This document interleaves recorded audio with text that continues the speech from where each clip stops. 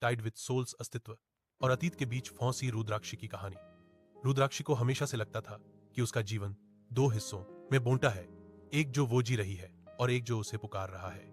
दिल्ली की एक शांत लाइब्रेरी में काम करते हुए उसकी जिंदगी सामान्य थी, किताबें, खामोशी और अकेलेपन की आदत।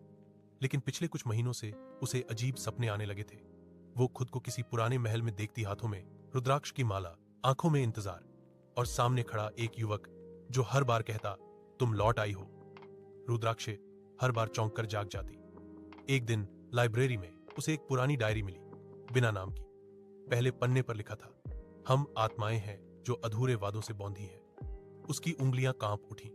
डायरी के अंदर वही महल, वही नाम, रुद्राक्षी, पर तारीख थी 1892। उसने सोचा ये संयोग है।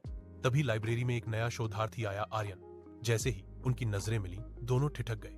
आर्यन ने अनजाने में कहा, तुम सच में लौट आई हो। रुद्राक्ष के भीतर कुछ टूट सा गया।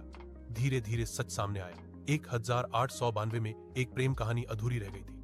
विश्वासघात, आग और मौत, दो आत्माएं वादा निभाने के लिए समय के पार लौट आई थी। रुद्राक्ष के सामने चुनाव था, क्या वो अपने वर्तमान अस्तित्व को चुने या उस अतीत को जो उसकी आत्मा से बंधा है। एक रात उसने डायरी का आखिरी पन्ना पढ़ा, अगली बार मिले तो अतीत नहीं, मुक्ति चुनना। सुबह उसने डायरी जला दी। आर्यन आया। दोनों की आंखों में पहचान थी, पर इस बार किसी बंधन की नहीं। शायद इस जन्म में हम अधूरे नहीं हैं, रुद्राक्ष ने कहा। कुछ रिश्ते सिर्फ मिलने के लिए होते हैं, बंधन के लिए नहीं। टाइड विद सोल्स, कभी कभी मुक्ति हस्ट। Like, follow, subscribe.